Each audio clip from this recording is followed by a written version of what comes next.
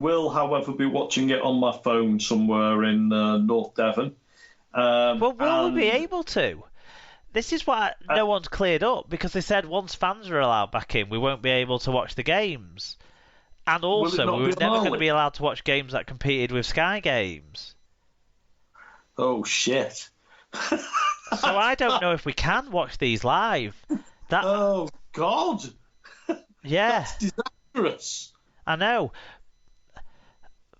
I know. Oh well, yeah, I don't either. I'm gonna have to listen to it on the radio. Then it'll be West FM for me on the internet to listen to this one. Then, whether I'm watching or not, I just Saints will play the same that they always play.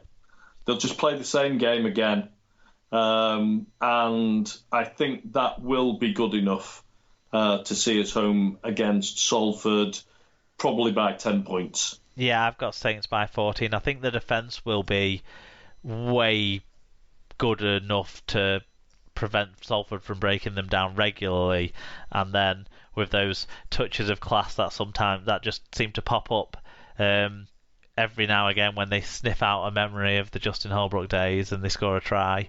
I think there's enough there for that.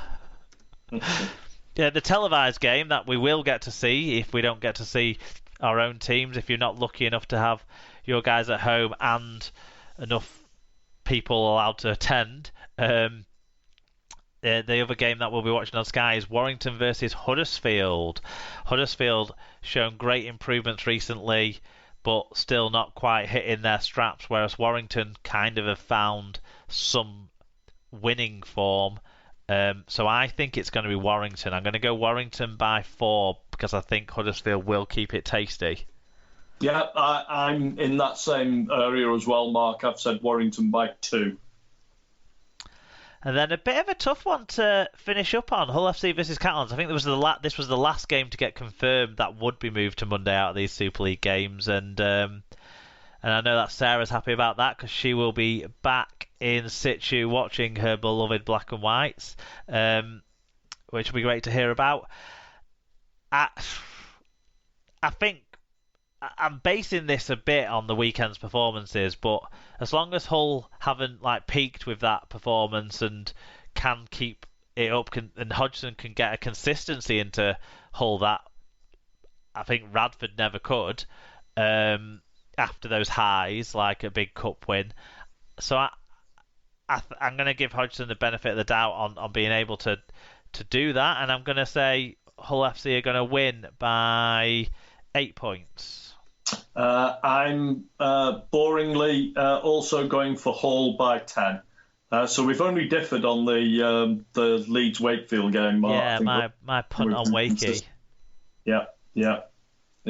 Which of course will give me the win this week. Championship game of the week. I think it's got to be Batley versus London.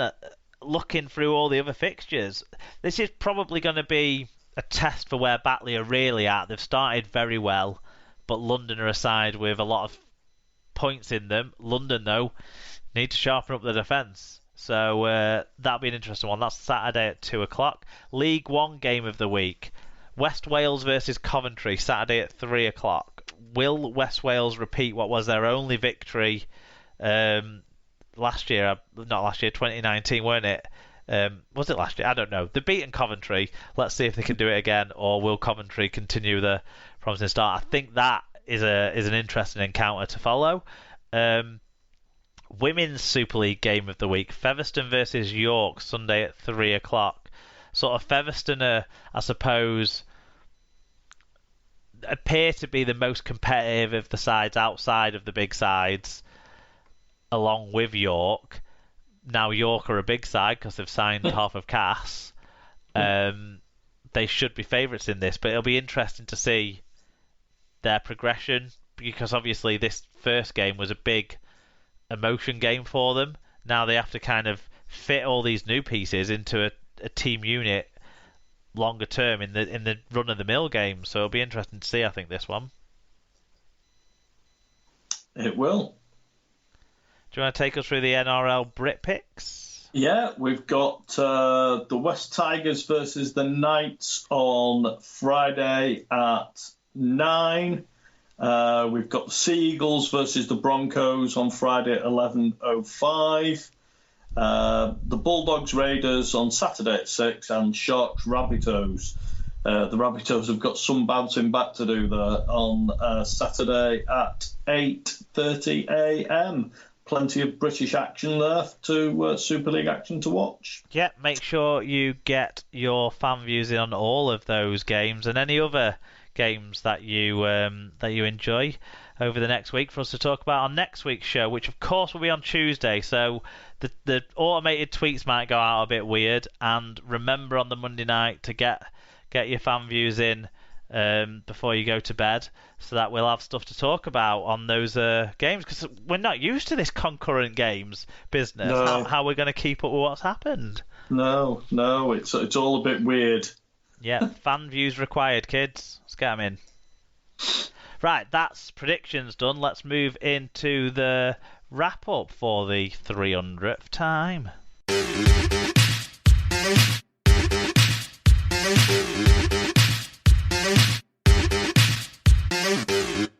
Okay, so this is my first attempt at a quiz. I hope I've tried to make it medium hard, I would say, Mark. I might have had a good go at I might have had a good go at these questions. Let's put it that way. So you might not be interested anymore, obviously, with Wigan being out, but these are Challenge Cup related questions. The Cup's dead to me this year. Both cups. Yeah. Sorry. Challenge Cup related questions this week. So, as I'm sure all rugby league fans know, the Challenge Cup wasn't originally played at Wembley. It started at Headingley, actually, but then sort of toured round the grounds before eventually being moved to Wembley in 1929. But my question is, which town held the meeting of the rugby league authorities that took the decision to move the Challenge Cup final to Wembley? Which town? Yes, they held a meeting. I'll give you a clue. It wasn't in England. I still don't think that necessarily helps me. Does it not? No, I don't. I honestly, I don't know the answer to this. It was in Llandudno. They met in Llandudno at a hotel on the seafront, and they voted 13-10, and you won't find that in Wikipedia either. So there you go. I thought that was common knowledge, Mark, but there you go. It might be, but all I know is the first Wembley final was won by Wigan, who've won the most cups. It was. The next question is a bit easier. You'll be pleased to hear. So at Wembley, most of us will have attended a final, will have gone to see the fabulous statue, the fabulous Wembley statue. Not the one of the footballers, the one of the rugby league players at Wembley. So the next question is, which 5 rugby league players are represented in that statue? It's a good question because it's one I should know the answer to, and I'm not confident that I do. Martin Afire. 1. Alex Murphy. 2. Neil Fox. No. Don Fox. One of the Foxes. No Foxes. No Foxes. No Foxes involved. Sorry? No Foxes involved. A few more Wiganers. Yeah. Edwards. No. Boston. Yes. You're missing 2. So you've got Murphy, Fire, and Boston. Ashton. Eric Ashton, the St Helens boy who played for Wigan. Yeah. And you've got one more to get.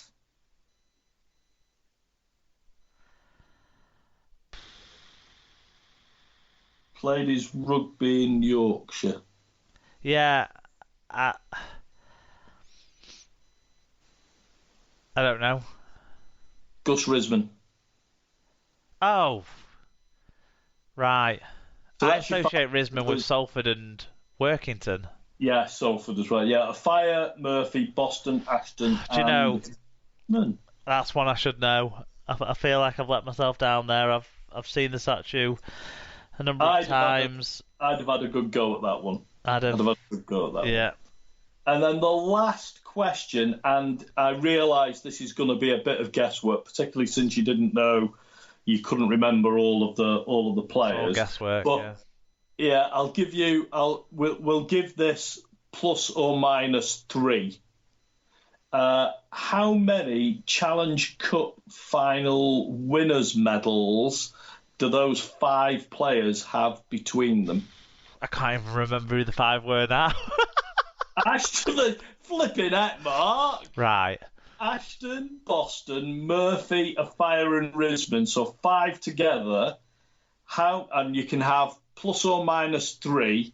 How many winners' medals do they have between them?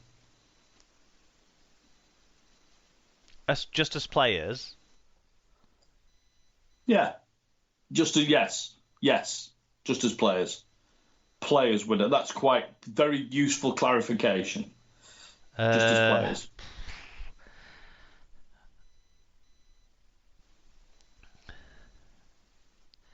I'm gonna say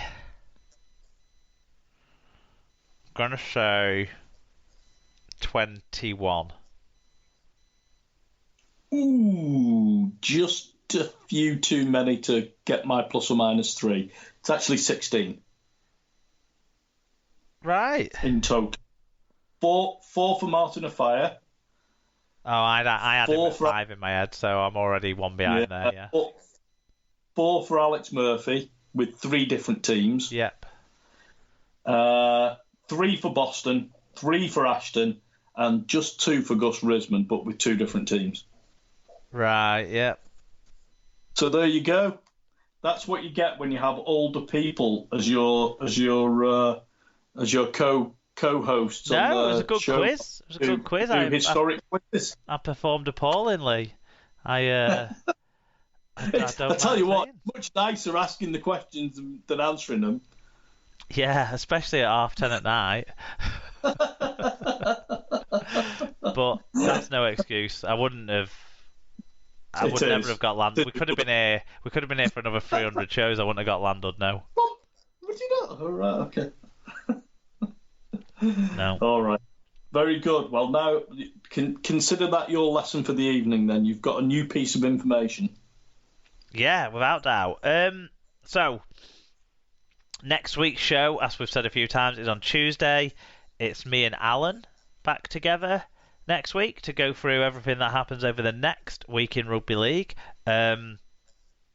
Before we say goodbye, though, have you got any recommendations, David? Just one for one of my local breweries. Worth looking up online. It's a brewery called the Winkle Brewery. Maybe one for Dr. Hideous to have a look at. That's Winkle, Wincle. You can buy their beer online. It's all brewed up there in lovely Derbyshire.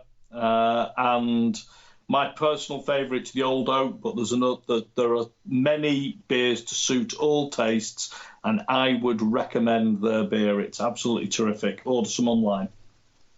Good stuff. What's it like as a visitor experience? Have they got a good tap room and that? Oh, it's fabulous. It's tiny, Mark, but they'll give you a sort of a little tour around the actual brewing house itself. The walking around there is magnificent. It's down in a valley, and it's near some hills called the Roaches, which are beautiful ridge walk in Derbyshire, it's got a tiny little tap room with old church pews around the side and a cast iron stove in the corner. So on a wet day after you've been for a walk, you can just pop into there and they'll pull you a pint straight out of the brewery. It's absolute